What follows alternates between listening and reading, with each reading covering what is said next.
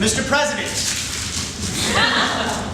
just a reminder, you have a meeting with the ambassador of Switzerland at 2. Of course, thank you. And up next, you have a gentleman from the Open Sky Alliance, Tom Sanderson. Of course. Forgot about him. All right, well, send him in. Right away, sir.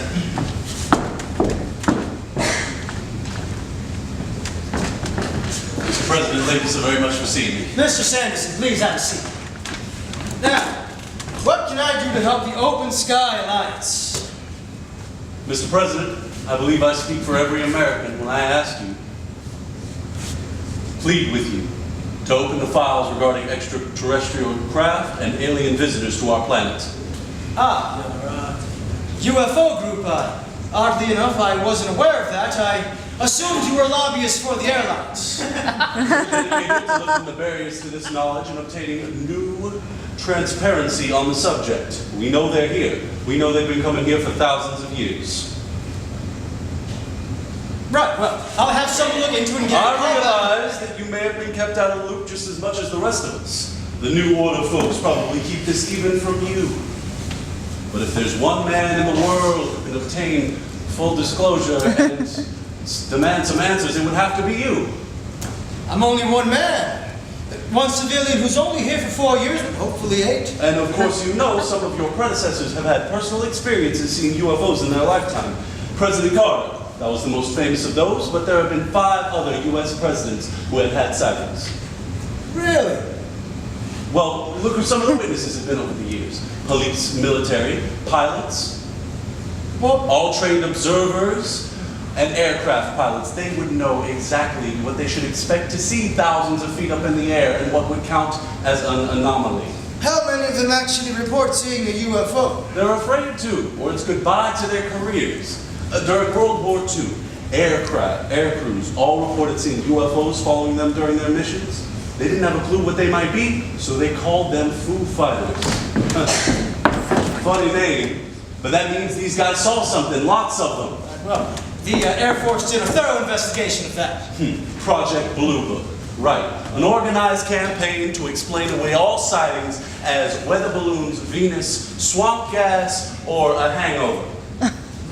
You know, sir, Venus doesn't pull a 90-degree turn and fly off to the horizon at Mach 20. And swamp gas, it doesn't hover over your car and cut off your ignition. Not the last time I checked. That has happened. Absolutely, sir. It's all in the archives. So even though Project Blue Book tried hard to dismiss thousands of reports, the official record is that some 22% of all sightings remain unexplained. Hey, it only takes one real one and it's a whole new ballgame. Ball game. You play ball, Tom. And then there's NASA. Who else would have a bird's eye view of the sky? They've had dozens of sightings, many of them captured on tape. Tape that's been squirreled away for years now. That's where we need your help. Well, I can't order NASA to do anything. But you can get the ball rolling, begin a whole new era of transparency here. Transparency. You like that word, don't you, Tom? Complete openness, sir. It's the only way to go. Well, wouldn't you say these calls are all circumstantial in nature? It seems a little hard to pin it down. Not at all, sir. Your people have all the evidence under lock and key. Roswell, that was the first big contact event during the era of mass media. If that was just a weather balloon, then what exactly was that giant lump that was carted away on a truck hidden under a tarp? Rendlesham in England involved US and UK servicemen. Kecksburg, Shag Harbor, Tehran, downtown Phoenix, for crying out loud. How many witnesses do you need? Well, Tom, it's really not that simple, see. They've caused power failures, taken radio stations off the air. On one talk show in Montreal, a radio host challenged the aliens once too many times to take him off the air, and then bam! A 50,000-watt radio station goes off the air like a bad light bulb. Well, maybe they didn't pay the power bill. Government officials have spilled the beans before. They've spoken frankly until the secret police got to them. The Roswell UFO crash was reported as exactly that until somebody pulled the curtain on it. Early editions of the Civil Defense Disaster Manuals all included a section on alien invasion by UFO. That cannot be a simple printer's error. Well, it was somebody's error, I'm sure. Somebody got fired, no doubt. But just for speaking the truth. All right, well, if someone was watching us from the sky now, just who exactly would they be? Take your pick. We figure there are several species who are visiting Earth, each with their own agenda. The Greys are well known, but then there are the Greens and some beings that look like they descended from lizards. Lizard people. Really, Tom? Absolutely, sir. It's all in the reports. We don't know who the men in black are, but after a sighting, they often show up to silence any witnesses who may be talking. Now who? Will and Tommy Lee? I've met them both. They're harmless. No, sir. That was a funny movie, yes. But I thought the sequels were just trying too hard. But after a UFO sighting, if you talk too loud about it, you get to meet the real men in black, and they're not all that friendly. But they have one of those flashy light memory things too? Probably. What about Area 51? I mean, there's weird stuff flying in and out of that place. Maybe they've moved it all since all the publicity broke out, but there's still a whole facility in the desert doing dark things. Well, the government needs somewhere to test fly their, top secret projects. But do you need to hunt down anybody who gets too close, like you're shooting coyotes? I mean, we're talking about U.S. citizens. I'm sure that's all been quite exaggerated over the years, but you know how people like to talk. And another thing, Mr. President. Where's all our gold?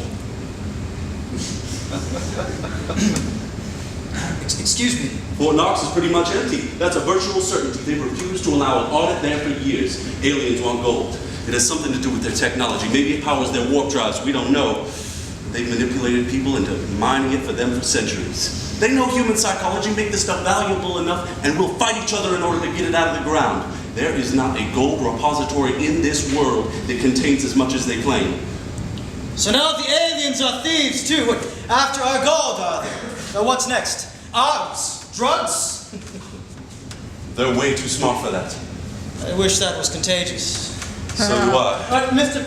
Sanderson, I do have an important meeting to get to, so I'll have to cut this short, Gavin. What about religion, huh? That's where it all started. Simple men saw stuff they couldn't understand, couldn't explain, so they thought, these guys must be gods. I'm sure they were. We in the UFO community are always being told great claims require great proof. What about religion, huh? Where's the demand for great proof there? The claims they make are mind-boggling. Where are the watchdogs, the skeptics, the naysayers? I hate to say nay. The Vatican's really just recently declared some new saints. Part of the saint-making process is that there has to be miracles.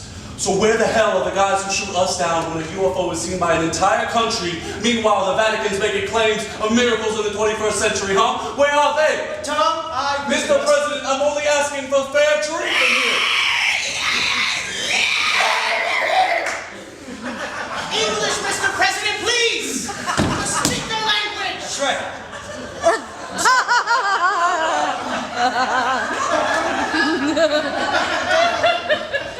I'll tell the Swiss ambassador to give me another minute or two.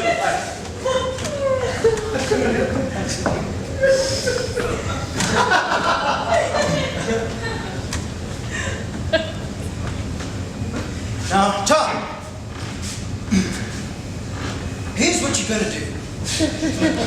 You go back to your little friends and have all the meetings and conventions you want. You do us a great service. We like it when anytime people think of the term UFO, they think of whack jobs and wingnuts like you.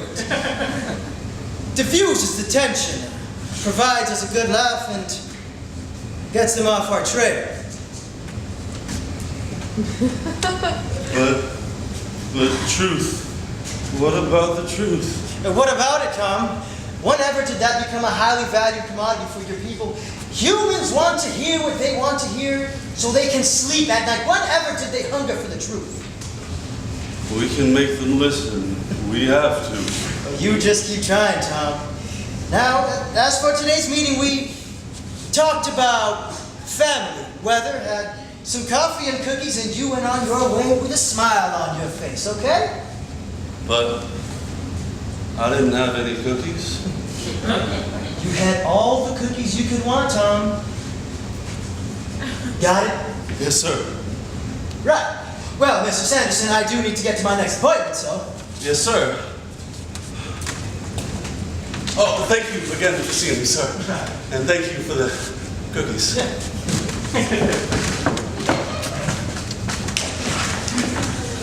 I'm so sorry about that, Mr. President. No, that's all right. It gives us a good idea where these wackos are with their wild calls. It's just the kind of wingnut we need on our side. Well, they do us quite a service, don't they? Yep, there's no smoke screen like the truth. Absolutely. Now, if you would do me a favor and call in the Swiss ambassadors, speaking of our gold, we need to talk to our bankers. Right away.